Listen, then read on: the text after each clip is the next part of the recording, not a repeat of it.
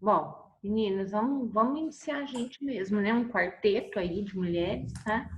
E aí a gente vai dando início para a aula de hoje. Então, vocês conseguiram assistir as anteriores ou não? Sobre aves? Eu estava vendo aqui agora, professora, estava É, copiando né? agora aqui no caderno. Tá. Então, as gravadas, né, já foram, acho que 2 ou 3, tá, gente? Acho que 2 aulas foram.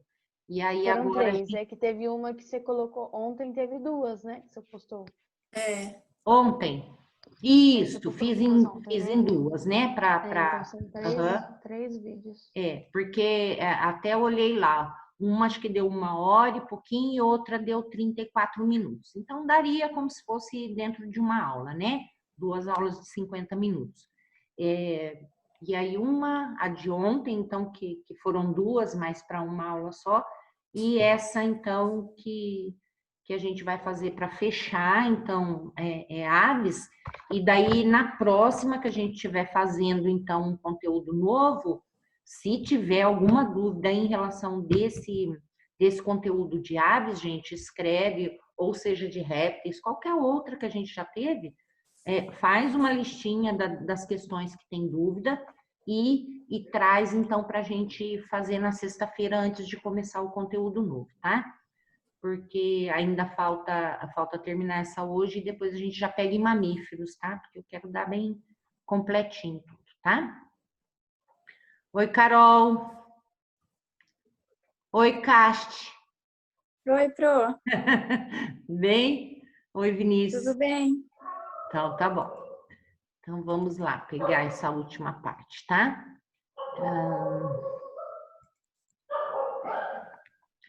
Então, a gente começa aqui, tá? Vou dar uma diminuída aqui, pessoal, para a gente poder fazer, então, o restante dessa aula de aves, tá?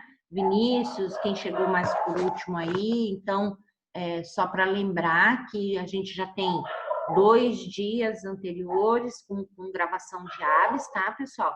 Ontem eu tive um probleminha também, tô muito apurada e a gente, tanto para preparar a aula para os cursos, como também para fazer essas correções dos PCs, que tá uma loucura também, tá todo mundo desesperado, né? E mais orientação que a gente tem que. Eu trabalho, volto para casa, mas tem orientação, volto para lá, vou dar assistência também para as minhas alunas que precisam, né? Então, isso tudo tá tumultuando bastante, né? Mas que agora a gente vai continuando aí e colocando tudo em ordem, e essa a gente pode fazer, então, ao vivo essa aula, tá? Deixa eu só ver aqui. Tá gravando, né, pessoal? Eu não consigo mais ver se eu tô gravando ou não. Tá gravando. Ok. Tá. Então, vamos lá. A gente já falou bastante ali sobre aves, tá? A gente falou sobre o voo, falou um pouquinho sobre toda essa evolução das aves, né? Falou um pouquinho também a respeito dos ancestrais, dos possíveis ancestrais e tudo mais, falando dessa característica específica, né, desse grupo de animais que é o voo, e falamos algumas coisas que estão inseridas nessa particularidade que eles têm, que é o poder de voar, né? Então, a gente falou das penas, falamos também do esqueleto das aves, como ele é composto para favorecer, portanto, né, esse grupo a fazer o voo. E, assim, a gente teria também muitas aulas práticas interessantes em relação a isso, né? Onde a gente ia estar vendo essas estruturas deles, como também estaria vendo as penas, né? As variadas formas de penas que a gente tem, também a gente estaria vendo tudo isso. Mas que, num segundo momento, a gente ainda vai caminhar para que isso aconteça com a gente lá presencial, tá? Bom, então, seguindo todo esse contexto aí, né, que que a gente está falando sobre as aves, a gente então agora começa a falar um pouquinho mais, falamos até dos tipos de alimentação, de bicos variados que ocorrem, e agora a gente vai falar um pouquinho do sistema digestório, né? Que eles têm algumas estruturas diferenciadas já devido a essa alimentação, então, bastante diversificada, tá? Bom, então a gente sabe que eles têm esse tipo de alimentação, sejam insetívoras, né? Sejam então carnívoros, né? Onde eles vão comer vermes, moluscos, crustáceos, peixes, sapos, répteis, ou vão ser frugívoros, vão comer frutas, ou néctar também, vão ser onívoros, às vezes eles não vão ser aqueles animais.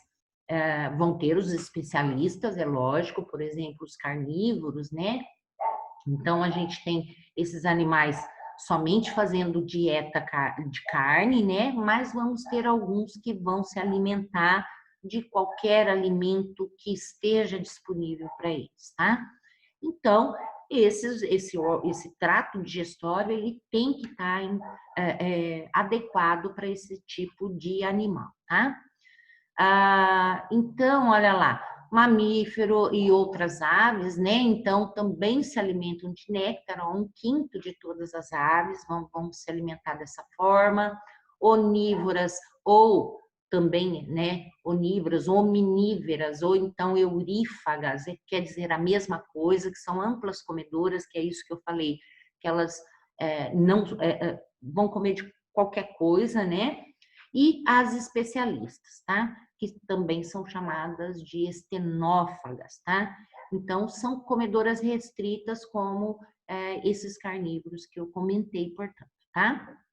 Bom, então, em relação a isso, pessoal, a essa diversidade de alimentação, o trato digestório, o sistema digestório deles é bastante diferenciado, tá? Então, já inicia ali pela boca, onde eles terão esses bicos especializados, né? Terá um bico bastante forte, né?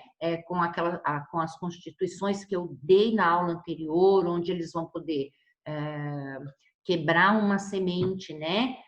Ou então rasgar a carne, né? Conseguir, então, destrinchar esse alimento que ele tem. Então, por isso que esses bicos são especializados para cada tipo, então, de alimentação. São comedores ativos, né? Então, a todo momento eles estão se alimentando. E em relação à anatomia interna, então, a gente tem a boca, é lógico, com o bico, né? E esse bico especializado. Depois a gente tem uma faringe curta e logo vem esse esôfago. Então, esse esôfago, gente, normalmente muscular e elástico, uma vez que eles podem engolir grandes pedaços, então, de alimento, tá? E logo depois, então, desse esôfago, a gente tem uma porção bastante alargada, que é chamada de papo. Isso nada mais é que um local, então, de armazenamento, tá? Então, é aí que porque eles não mastigam, né? Então, esse alimento vai ter que ser processado mais ainda para haver uma melhor digestão. Então, esse papo é um local, então, de armazenar. Se ele está encontrando ali um monte de comida, ele come o máximo que ele pode até ele se satisfazer, aí depois, então, que essa digestão propriamente dita acontece, tá? Então, temos esse local, então, de armazenamento, né? Com papo, que é uma câmara de estocagem, então. Nas rolinhas, né, e nos pombos, olha, esse papo, tá? Ele sintetiza um leite rico em proteínas e lipídios para os filhotes. Então, são filhotes que não comem ali produtos um pouco mais digeridos como outros filhotes de outras aves. Então, nesse grupo específico de rolinhas e pombos, então secretado um líquido viscoso que é chamado de leite, mas não é um leite, gente, tá? Então, é um muco que é rico em proteínas e tudo que é necessário ali para alimentar, então, esses filhotes, tá? Logo depois, então, a gente tem esse estômago, tá? que esse estômago é provido de um proventrículo e ele é químico. Se é químico, eu vou ter, então, descarregamento de enzimas aí, tá? Isso já para promover uma certa digestão, né? E quebrar, então, um pouco esse alimento. E logo depois, então, eu tenho a estrutura da moela. Como a gente falou, esses animais, então, engolem pedaços, né? Bastante grandes e sólidos, dependendo da sua alimentação. E essa moela é um local, então, portanto, gente, bastante muscular, tá? Quem já teve a oportunidade de ver aí em casa ou em qualquer outro lugar, abrindo, né, matando uma ave, um galináceo aí para alimentação, e quando chega na moela, a moela é bastante, tem bastante preferência também. Muitas pessoas gostam de comer a moela, eu adoro moela. E quando a gente corta a moela, na hora que a gente passa a faca para abrir essa moela, aquilo raspa tudo. Por quê, pessoal? Tem um monte de pedrinhas dentro da moela. Isso as aves já fazem, já instintivamente, comendo o alimento, ela também já come essas pedrinhas, porque ela sabe que lá na estrutura da moela, a musculatura agindo, né, com a força e juntamente com essas pedras, elas ajudam a fazer a trituração desse alimento que foi ingerido, portanto, tá? Aí, depois nós temos, propriamente dito, logo após essa moela, então, todo o restante, então, do intestino, onde a gente vai ter áreas, então, para que esse alimento seja, então, absorvido tudo que tiver de nutrientes aí para este animal, tá? E a porção final aqui, né, mais no reto, que termina, portanto, em uma cloaca, tá? Secos, olha, vai ter então também presença de secos, né? Que é mais em relação a essas aves que são herbívoras, né? Então a gente sabe que é necessário uma digestão mais especializada, uma vez que é difícil quebrar, então, a parede, né? A parede celular de um vegetal. Então, por isso que esses secos auxiliam, portanto, na quebra, para que essa ave, então, aproveite todos esses nutrientes, então, adquiridos através da herbivoria, tá? E aí o reto e a cloaca. E a cloaca, inclusive, olha, com bursa de Fabrícios, que é um local, gente, onde tem sintetizados, então, células B, linfócitos B, tá? Que é defesa aí, principalmente em aves jovens, né? Que é o momento ali de maior proliferação, então, desses linfócitos B, né? Que está saindo da fase de jovem para adulto. A isso a gente até relaciona porque de jovenzinho de pintinho, quando a gente pensa em criação em massa, tá? Por que que eles tomam tanto remédio? Então, dependendo do remédio que eles tomam lá, eles ficam... meu filho até trabalha para uma empresa, né, de criação de frangos, e ele mostra as fotos, né? Então, tem pintinho azul, tem pintinho rosa, tudo dependendo do medicamento que eles dão. Gente, não é hormônio, é medicamento contra doença. Por quê? Nessa idade de pintainhos, eles ainda não têm essa resposta imunitária para o ambiente que eles vão ficar, que é esse ambiente de granja, tá? Então, por isso que a gente está até escrito aqui, olha, linfócitos B em aves jovens, tá? Jovens, mas não imaturos. Quando eles chegam lá, eles são bem imaturos ainda, são muito pequenininhos, tá? Então, eles vão ter essa resposta imune depois. E se eu tenho um sistema de criação que não provê esse medicamento antes de que eles sejam todos agregados, né, para esse crescimento, para esse desenvolvimento, 90% vai morrer, gente. 90% morre. Já tem com essas medicações a morte de muitos deles, como também tem lá depois separação de muitos deles, né? Imagina se não houvesse isso, tá? Deixar claro que esse negócio de aplicação de hormônio não é dado em frango, tá, gente? Isso como que a gente fala? Amanda? É mito, tá? Então, isso é mito, não ocorre uma vez que o hormônio não se dá dessa forma. Remédio se dá, pulverizado e tudo. Hormônios não é possível fazer dessa forma. O hormônio teria que ser dado em dose individual. E isso é impossível. Eles não conseguem fazer esse tipo de tratamento hormonal por unidade de indivíduo, tá? Bom, sistema circulatório. Então, vamos dar uma olhadinha em sistema circulatório. Então, um coração, olha lá, com 4 câmaras completinhas, um coração grande, né? Considerado grande para o tamanho, então, desse animal, com forte parede ventricular, isso bastante importante, né? Porque vai permitir essas contrações eficientes, então, tá? 2 aurículas e 2 ventrículos distintos separam completamente, então, esse sangue arterial do venoso. Circulação pulmonar e a sistêmica, então, como a gente também tem em mamíferos, né? Em outros vertebrados.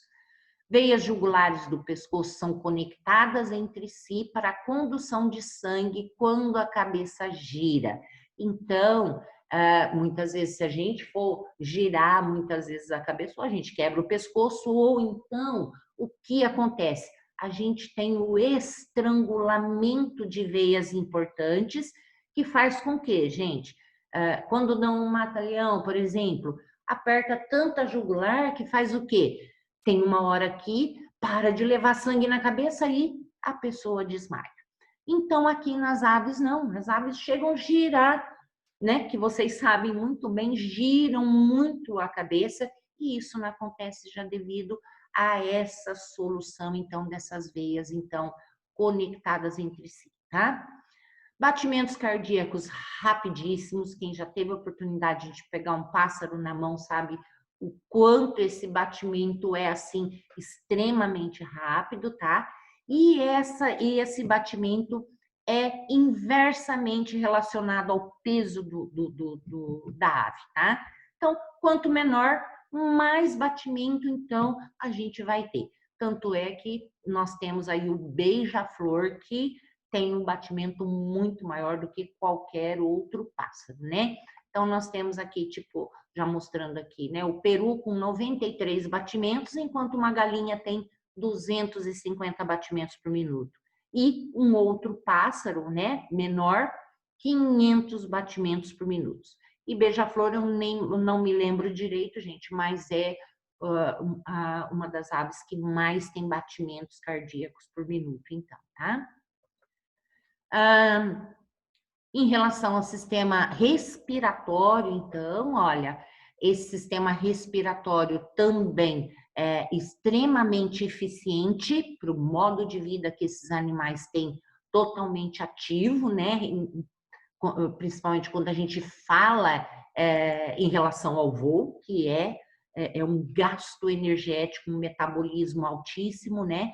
Então, tanto o sistema circulatório está provido, né, dessas novidades, então, para suprir essas necessidades, como também o sistema respiratório está, tá? Então, ele satisfaz toda essa alta concentração de oxigênio que é necessária, portanto, para esse animal.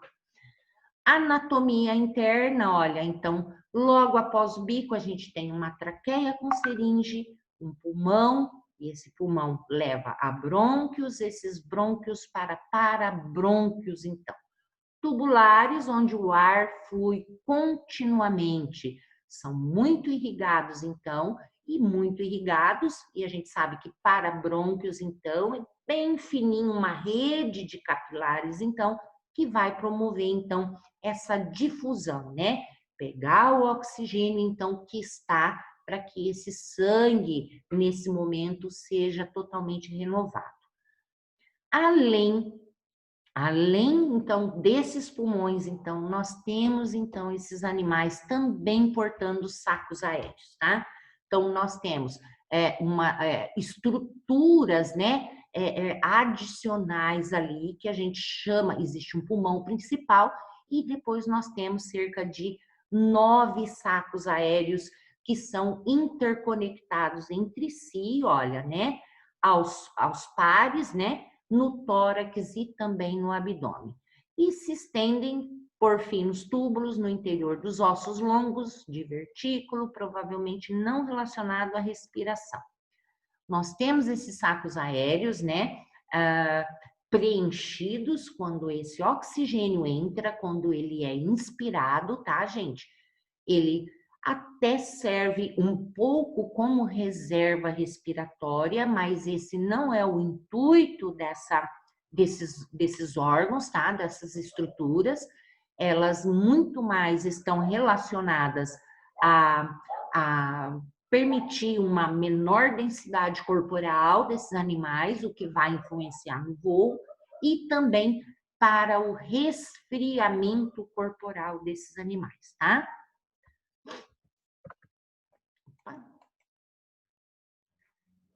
Deixa eu só ver se eu não pulei um. Tá. Então, olha lá. Vamos ver, então, como funciona esse sistema respiratório. Então, nós temos a inspiração, esse ar é inspirado, né? Preenche sacos aéreos posteriores, que vai ser uma reserva de ar fresco. E na expiração, o ar dos sacos aéreos posteriores passam por pulmão, faz troca gasosa, sacos aéreos anteriores e aí então sai para fora então do corpo desse animal. É expirado então, né? 9 sacos aéreos sem epitélio respiratório, diferente do pulmão que é totalmente irrigado. Nós não temos essa irrigação nos sacos aéreos. Por isso, gente, é que não está ligado à respiração, tá? Existe uma reserva de ar, mas essa função primária de sacos aéreos, olha, para dissipação de calor e para flutuação. Portanto, na diminuição do voo específico dessas aves relacionadas para o voo, que é um ponto positivo para o voo. Tudo bem até aqui, pessoal? Sim. Então, gente, aqui, olha, só um esqueminha mostrando, né, como que é essa inspiração e a expiração dessas aves, então, tá? Aqui nós temos todo esse trato respiratório, tá? Aqui também mostrando essa estrutura no animal, como ela está localizada. Então, é mais ou menos esse sistema aqui, essa engrenagem. Então, ocorre a inspiração, entrando esse ar pela traqueia, tá? Aqui nós temos pulmões, aqui nós temos sacos aéreos, aqui nós temos outros conjuntos de sacos aéreos. Portanto, esse ar que está sendo inspirado, instantaneamente, ele promove o enchimento dos sacos aéreos posteriores, como, ao mesmo tempo, ele já começa a ir para os pulmões, para o pulmão, desculpa, tá? Então, vai para o pulmão. Então, gente, olha, do pulmão ele já vai estar indo para frente, assim como ele também já está saindo dos sacos aéreos posteriores e entrando, olha, e saindo aqui através dos pulmões para chegar, então, através para chegar até aqui e preencher fazer essa troca gasosa, tá? Aqui já está quase no processo de expiração. Aqui, olha, quando a gente diz que ele vai diretamente aos sacos posteriores e também já está vindo para o pulmão, uma parcela também já preenche os sacos anteriores, tá?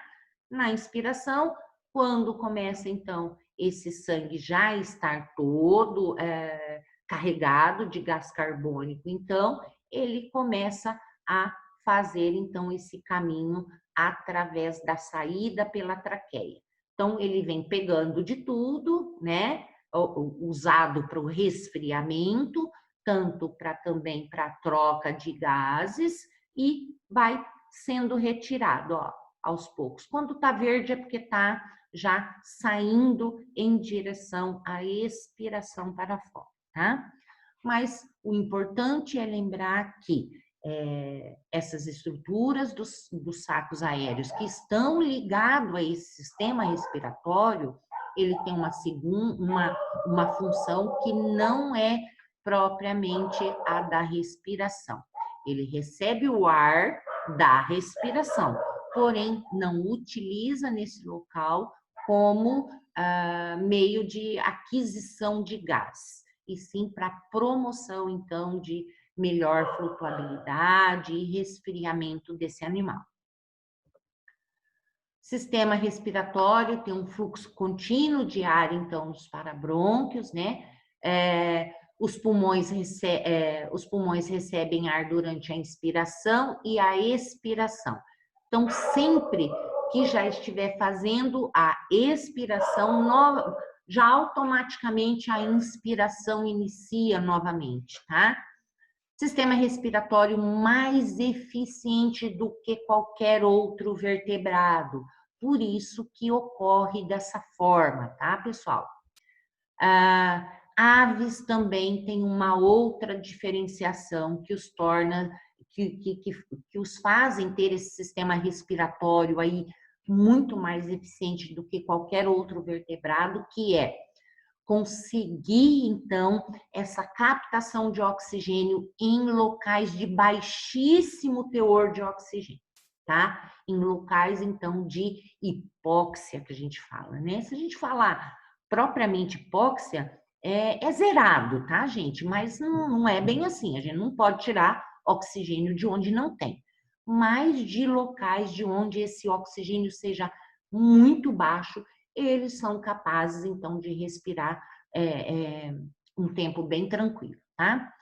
Sacos aéreos, portanto, auxiliam na respiração durante os exercícios vigorosos, né, que é o voo, e sacos aéreos auxiliam a flutuabilidade também pelo ar que aquece, que entra dentro do corpo e nesse corpo, então, acaba proporcionando o aquecimento desse gás. Aqui, então, também para falar ainda de uma parte desse trato respiratório, então nós temos aí, né, ali na parte da traqueia, portanto, a seringe, que é um local bastante importante, onde nós temos, então, o órgão fonador das aves, tá? Então, é um local onde essas aves podem emitir sons, portanto, tá? Então, localizado mais na porção inferior da traqueia, antes da ramificação dos brônquios, formado, então, por uma série de membranas, né? E essas membranas, então, vibrarão, então, para que esses sons possam sair, então, tá? E esses sons são utilizados, né, nas mais diversas formas para esses animais, que está relacionado, então, em atração de um parceiro, em defesa do território, né, para alerta, então, para uma infinidade de coisas, portanto. Sistema excretor, olha, a gente tem uma presença de rim, esse rim vai retirar, portanto, todas as excretas, então, metabólicas, né, e corporais desse animal, tá? Só que não há uma bexiga para que esse rim descarregue nesse local. E a falta de bexiga, então, urinária nessas aves, é um ponto positivo para elas. Por quê? Porque elas podem ter o peso reduzido sem a presença desse órgão, tá? Então, quando esse sistema excretor, esse rim, então, coleta todo essa excreta, ela é diretamente, então, escoada e deixada na cloaca, tá? Então, a gente sabe que cloaca também, ela serve para todas essas funções, né? Seja para excreta de sistema digestório, seja aqui por esse sistema excretor e também para o sistema reprodutor, tá? Então, a gente sabe que esses animais excretam ácido úrico, tá, gente? Então, aqui eu deixei uma curiosidade, que é necessário, para cada 1 grama de ácido úrico, eu preciso de 3 ml de água, então, para diluir, dissolver, tá? Então, diante do que nós temos um rim que não é tão eficiente para remover esses solutos, inclusive de NaCl, que o sangue também é bastante concentrado, tá? Quando a gente fala em relação a aves marinhas. Quando esses animais não estão relacionados a ambiente marinho, então logo que esse rim deixa essa excreta na cloaca, ali na cloaca, então, a gente vai ter regiões onde vão, então, ainda fazer uma refiltragem, retirada de um pouco de água, tá? E aí o restante, então, será excretado em forma de uma urina e fezes sólida ali, que é somente excreta metabólica, gente, tá? Não é o cocô propriamente dito. Então, essa excreta é tirada para fora e vocês podem notar que quando é mais relacionado à excreta corporal e não digestória, ela é mais esbranquiçada, tá? Então, quando tem algumas outras misturas, aí sim você vê umas outras cores juntas, tá? Mas quando vocês veem aqueles rainhos esbranquiçados, está mais relacionada, então, ao ácido úrico. Essas aves, então, relacionadas ao ambiente marinho, gente, então o rim é menos eficiente e eles vão ter, então, algumas estruturas, então, chamadas de glândula de sal, que vão estar presentes ali perto dos olhos, tá? E essas estruturas, pessoal, são elas, então, que vão captar, então, esse excesso de NaCl que está concentrado no sangue, uma vez que eles estão a todo momento ali se alimentando, né, em água salgada e vai haver um excesso. Então, essas glândulas, então, só um pouquinho, pessoal, vão absorver do corpo, vão concentrar e aí sim essas glândulas vão, então, eliminar através de aparecendo ali perto dos olhos, ali como se fosse lágrimas, tá? E essas lágrimas, muitas vezes, depois que escorrem, ficam ali como se fosse salinizados mesmo, né? Aquele pozinho branco. Assim, dessa forma é que eles vão excretar a maioria dessas concentrações aí, tá? Pessoal, podemos fechar e voltar daqui a pouquinho com o resto, porque nós não vamos conseguir terminar. Pode ser? Pode? Tá. Então eu fecho aqui rapidinho e daqui a pouco a gente volta para terminar essa aula, tá bom? Beijo.